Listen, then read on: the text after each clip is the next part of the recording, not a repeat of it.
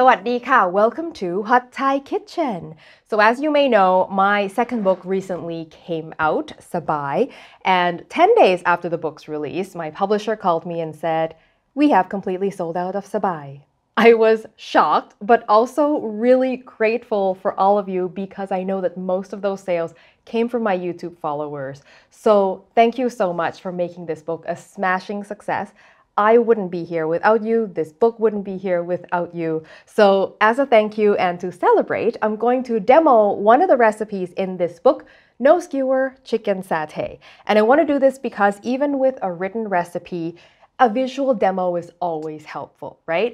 So you've got the book, consider this visual aid, and I'm also going to share some extra tips. It's not in the book. And if you don't have the book, consider this a little taste of what's inside. And if you're interested, I'll put more information.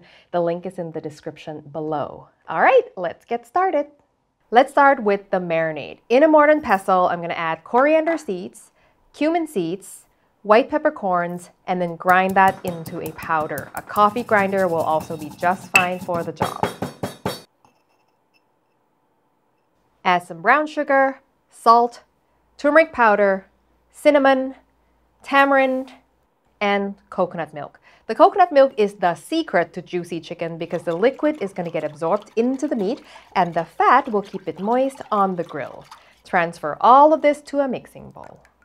In the book, I tell you to cut the chicken breast into half-inch thick strips, and you can do that whichever way you want, but I want to share a little trick that I do to ensure super tender chicken.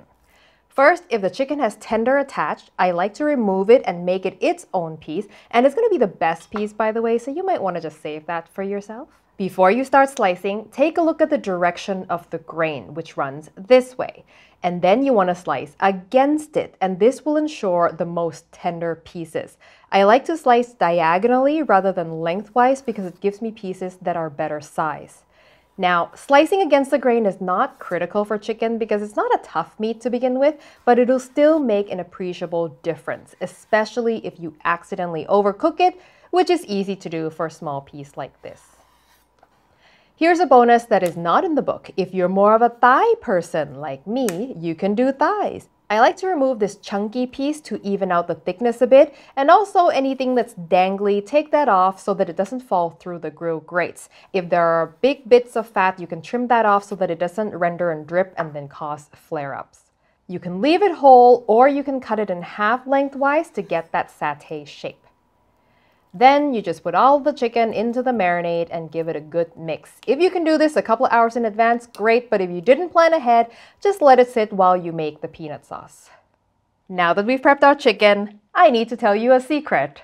Chicken satay is not a thing in Thailand.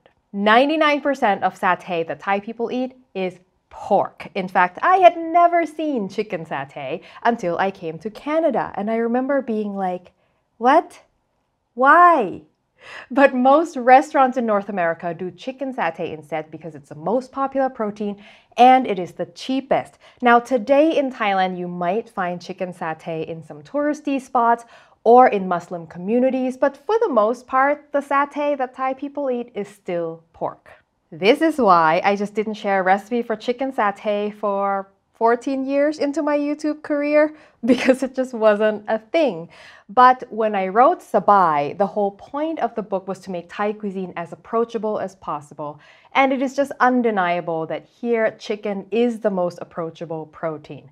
And I figured that, hey, if you're going to insist on cooking boneless, skinless chicken breast one way or another, turning it into satay is one of the best things that you can do with it because it is so flavorful. All right, now let's make the peanut sauce. Start with roasted peanuts, and I recommend roasting the peanuts yourself because the flavor is so much better when it's fresh. Trust me on this. Then grind it in a food processor or mortar and pestle until mealy.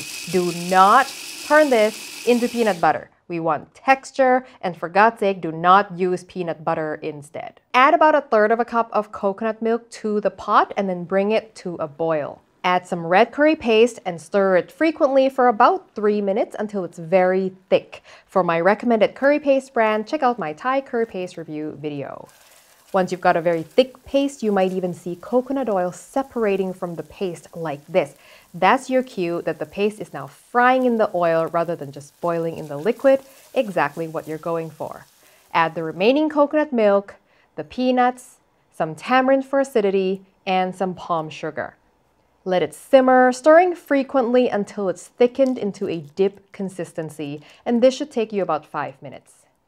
Before you add the fish sauce, you want to taste it because different curry pastes have varying levels of salt, so you need to know where it's at before you start adding the fish sauce.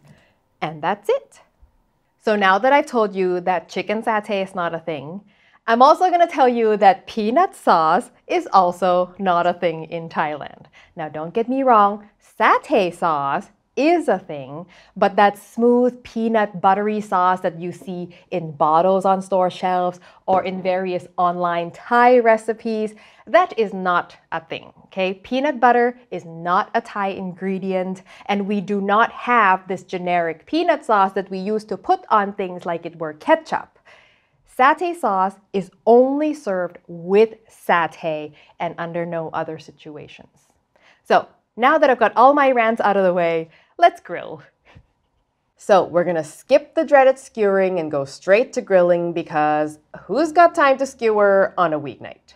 I've got my grill preheated on high so I'll get nice grill marks, and I'm gonna grill these with the lid open to get that authentic feeling of open grills on the streets of Thailand. But really, because opening the lid will cook the chicken more slowly, allowing enough time for nice grill marks to develop without overcooking them, which happens very quickly for these small pieces of chicken breast. The breast should not take you any more than a few minutes per side. However, if you're in a rush or if you're doing chicken thighs, which tend to take longer, you can close the lid. You can also simply pan fry these if you don't have a grill. More info on that on the blog. Look at this! I've got breast on one side, thigh on the other side. Which team are you on? Leave me a comment below. So much of these can be made in advance. The chicken can be marinated up to a day ahead. The peanut sauce can be made in advance. It'll last like a week in your fridge and it can be frozen.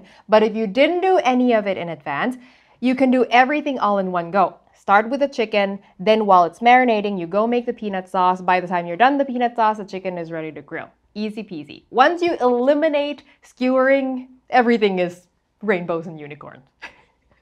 Finally, satay in Thailand is usually served with a quick cucumber pickle called adat. It is extremely quick to make, but it's totally optional if you want to skip it. You can even replace it with any kind of pickle in your fridge. The idea is you want to have something tart and crunchy to balance out the richness. You can even serve it alongside a salad instead if you want. All right, let's eat. I'm gonna go with breast today. I feel like I'm always biased towards thighs every time, so we're gonna give breast a chance.